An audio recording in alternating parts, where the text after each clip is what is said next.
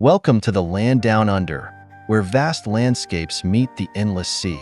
Before it became the vibrant metropolis we know today, Sydney was a place of untamed wilderness and ancient cultures. Our story begins over 60,000 years ago, with the First Nations people, the original custodians of this land.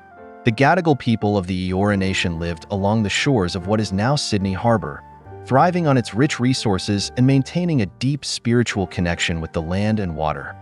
For thousands of years, these communities lived in harmony with nature, their traditions passed down through generations. The land was their teacher, the sea their provider, and the sky their storyteller. But in 1788, everything changed. A fleet of ships sailed into the harbor, led by Captain Arthur Phillip. This was the first fleet, carrying convicts, soldiers, and settlers from Britain. They were sent to establish a penal colony in this distant, unfamiliar land. Upon arrival, the British settlers faced immense challenges: harsh terrain, unfamiliar wildlife, and a tense relationship with the indigenous people. Despite these hardships, they established a small settlement named Sydney Cove, after Lord Sydney, the British Home Secretary at the time. Sydney Cove grew slowly at first, with the settlers battling the elements and learning to adapt to their new environment. They built their first buildings from timber and sandstone, laying the foundations for what would one day become a great city.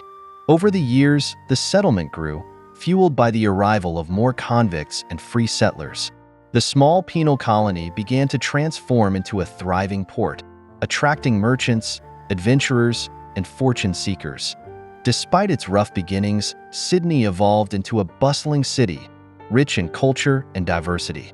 The scars of its early history remain, but so too does the resilience and spirit that built it. Today, Sydney stands as a testament to the courage, endurance, and ingenuity of its people, both the original custodians and those who came later. It's a city that tells a story of transformation, from ancient lands to a modern metropolis.